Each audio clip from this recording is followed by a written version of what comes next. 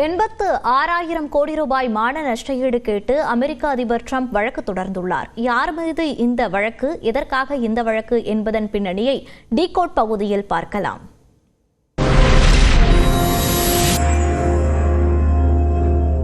Decode, the world unfiltered.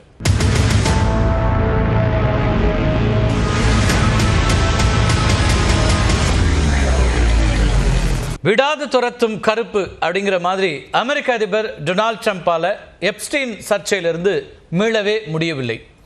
எப்ஸ்டீனுக்கு Trump எழுதியதாக கூறப்படக்கூடிய கடிதத்தை வெளியிட்டிருக்கிறது வால் ஸ்ட்ரீட் ஜேர்னல்.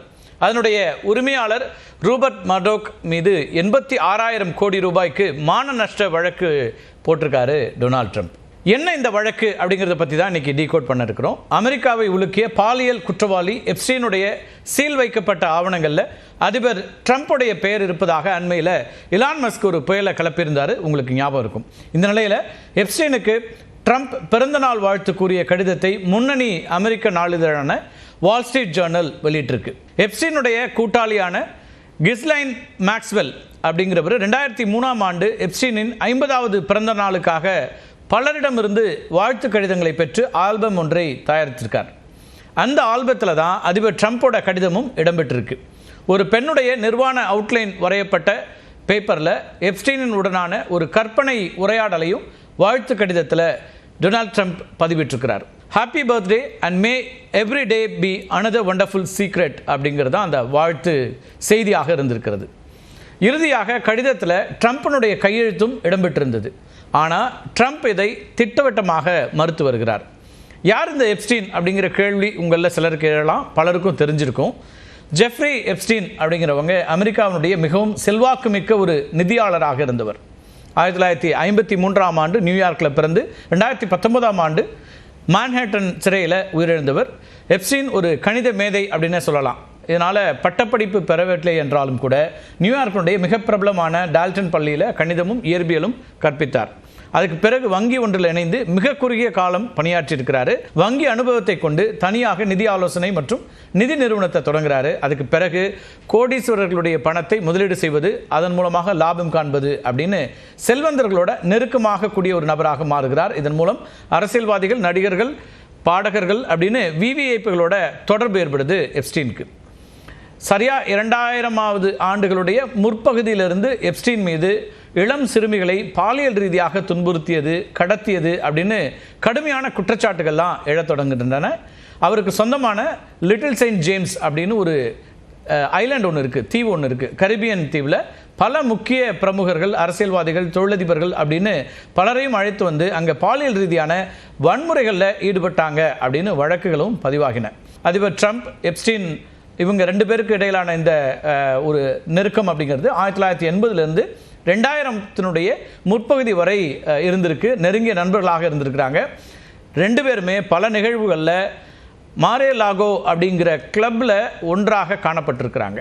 எப்ஸ்டீனுடைய தனிப்பட்ட ஜெட் விமான பதிவுகளில் பார்த்தாலும் ட்ரம்ப்போட பெயர் 7 முறை பதிவாகி இருக்குது. இந்த பயணங்கள் பெரும்பாலும் பாம் பீச் அப்படின்னு ஃப்ளாரிடாவில் இருக்குது. அந்த பாம் பீச், நியூயார்க் மற்றும் வாஷிங்டன் டிசி இதுக்கு இடையில தான் இவங்களுடைய டிராவல் நிறைய நடந்திருக்கு.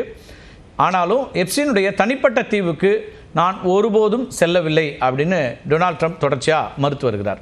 2004ஆம் ஆண்டில் ஒரு ரியல் எஸ்டேட் தகராறு காரணமாக ட்ரம்ப் மற்றும் எப்ஸ்டீன் இடையே உறவு முறிந்து விட்டது அப்படின்னு யார் சொல்கிறாங்கன்னு பார்த்தீங்கன்னா ட்ரம்ப் தான் சொல்கிறாரு. 2019ஆம் ஆண்டு பதிவு செய்யப்பட்ட வழக்கு விசாரணைக்கு வருவதற்கு முன்னதாகவே அதே ஆண்டு ஆகஸ்ட் மாதம் நியூயார்க் சிறையில் இருந்த எப்ஸ்டீன் மர்மமான முறையில் இறந்து போகிறார். அவருடைய மரணமும் கூட பெருமளவுக்கு சர்ச்சையை கிளப்புவதாக இருந்தது. அவர் தற்கொலை செய்து கொண்டாரா அல்லது கொல்லப்பட்டாரா அப்படின்னு இன்னைக்கு வரைக்கும் கேள்விகள் தொடர்ச்சியாக எழுந்து கொண்டே இருக்கின்றன. ஜெஃப்ரி எப்ஸ்டீனுடைய வழக்கு தொடர்பான அனைத்து ஆவணங்கள், அவருடைய தொலைபேசி அழைப்பு பதிவுகள், விமான பயண பதிவுகள், நீதிமன்ற ஆவணங்கள், பாதிக்கப்பட்டவர்கள் மற்றும் சாட்சிகளுடைய வாக்குமூலங்கள், அவரோட தொடர்பு கொண்ட பிரபலங்களுடைய பட்டியல் அப்படின்னு எல்லாம் சேர்ந்து எப்ஸ்டீன் ஃபைல்ஸ் அப்படின்னு அழைக்கப்படுது.